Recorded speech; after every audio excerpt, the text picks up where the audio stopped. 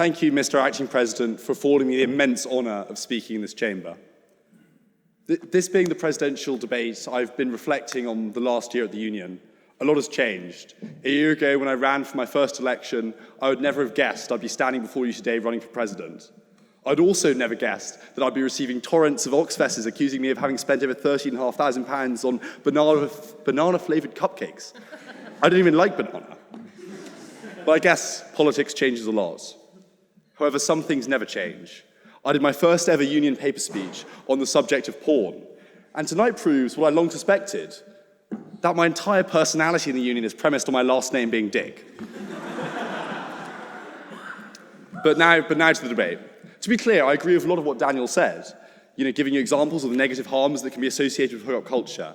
However, I dispute the conclusion that he draws that this means that we should regret the rise of hookup culture. This is because the debate tonight is not about the comparison between hookup casual sex and sex in a committed relationship. No, it is about the comparison between the type of world in which sex takes place. Whether we prefer to live in a world of intense stigma surrounding sex, or one where the social pressures are removed and people can explore themselves sexually. I'd like you to consider one thing tonight, that casual sex existed for decades before the rise of hookup culture, but that society ignored it, and women were expected not to take part in it. Hookup culture has not created casual sex.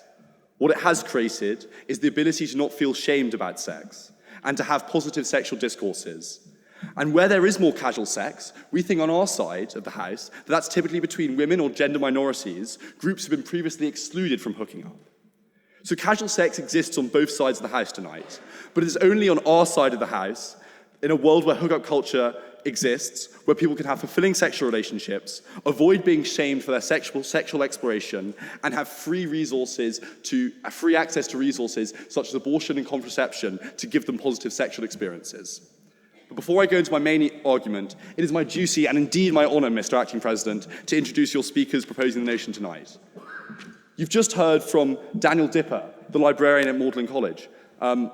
I'm a bit surprised, to be honest, to hear him speaking against hookup culture and speaking for long-term, stable relationships. Given, to my knowledge, I think he's hooked up with most of his slate quite recently, them having been... after they'd been in an electoral bed with another man. But what do I know? Speaking second tonight, you'll hear from Gail Porter, who's a former model, actress, and current ambassador of Little Princess Trust. In the 1990s, she famously posed nude for FMH, which was projected onto the Houses of Parliament. I know some of you might remember back in Hillary, I stripped off my jacket during a speech, but I regret to inform the honourable members of the House tonight, there'll be no naked projection of me as you leave the chamber. Something I'm sure you'll all regret. And speaking third tonight, you'll hear from Yomi Adekoya, author of Slay in Your Own Lane. And I must confess that had I seen that title a year ago, I would have had no idea what the word slay even meant. In fact, I only learnt its meaning through the honourable ex-elected member of Secretary's Committee, cum Ensrep, Hertford College, telling me that I had a slay outfit every day, before I eventually asked what it meant. So take that even as an indictment of me, or a statement for the vibrancy of life on Union Committee. And finally, you'll hear from comedian Deborah Frances-White. All I can say is that to publicly advertise that you went to Harris Manchester College on the order paper shows an eternal fidelity that I could not fathom even having for another person. Mr. Acting President, here are your speakers, and they are most welcome.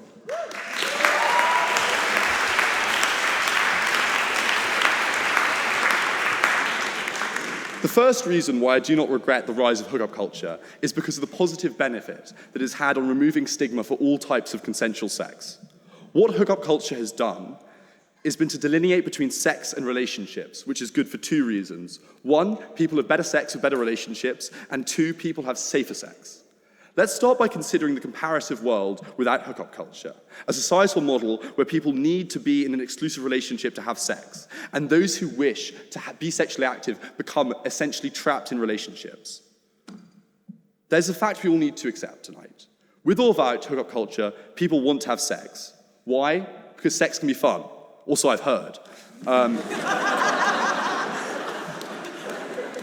A world without hookup culture is a world where people aren't going to have less sex, rather they'll just enter into relationships to have sex. I think this is probably why my grandparents were married at 22, something very common then, but unheard of now.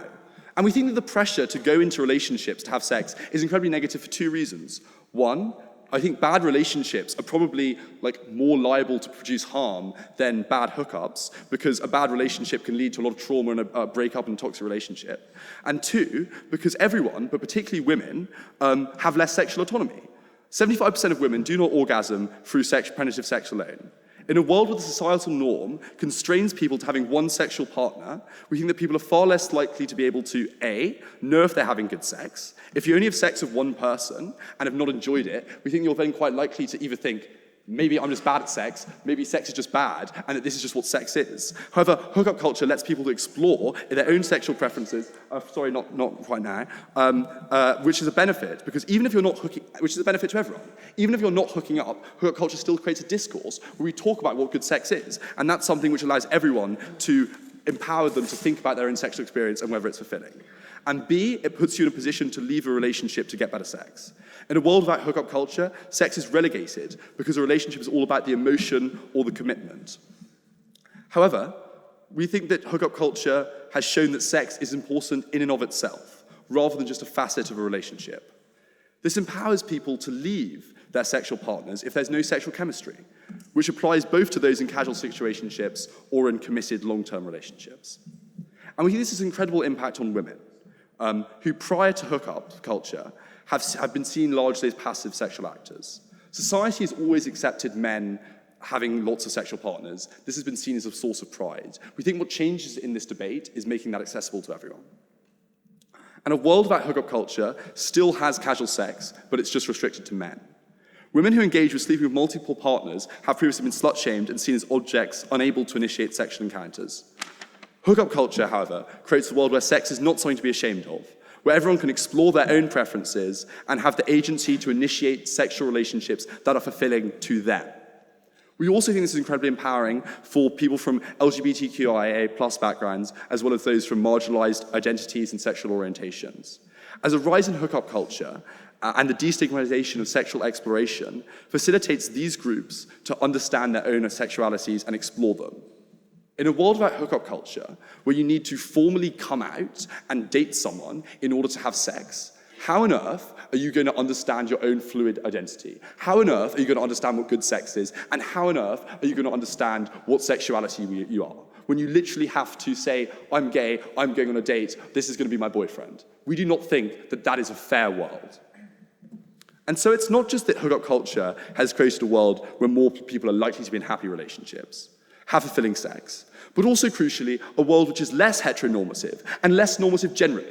We do not set expectations about the kind of relationships. We do not set constraints about the type of sex. Hookup culture says sex is something which is part of human existence. Let's celebrate it. We think that's fundamentally a good thing.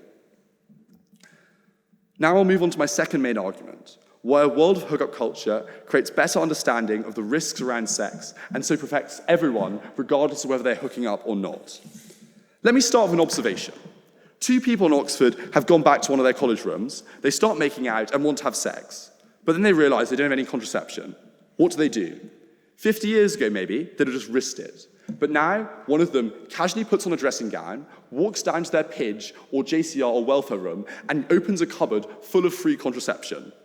This is purely an imaginative construct for me, but nevertheless.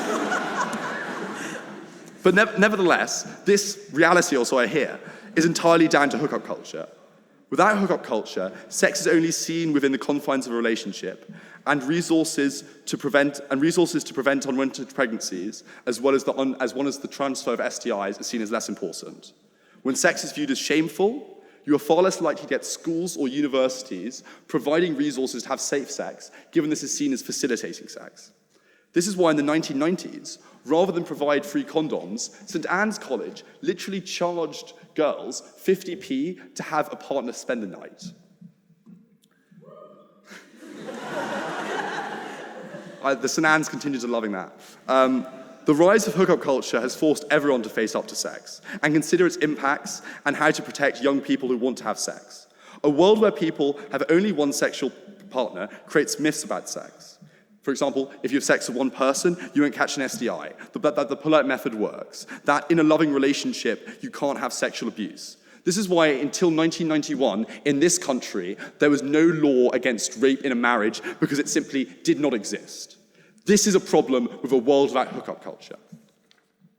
Yet all of these things are entirely untrue. Sex can be brilliant, but it comes with risks. Hookup culture has shone a light on these risks, which means that everyone engaging in every type of sexual activity is better off. Access to contraception, abortion, or legal support to prosecute sexual violence is just as important to someone in a 5-year relationship as it is to someone who's having a one-night stand. And so all I ask you to consider tonight, when you cast your vote, is what exactly are the proposition asking you to vote for? What are they asking you to regret? The destigmatization of sex, greater autonomy for women and LGBTQIA+ people to explore their sexuality, fulfilling sex and increased access to contraception, abortion, and legal protection for everyone. These are the direct products of a world which has hookup culture. I certainly do not regret them. Do you?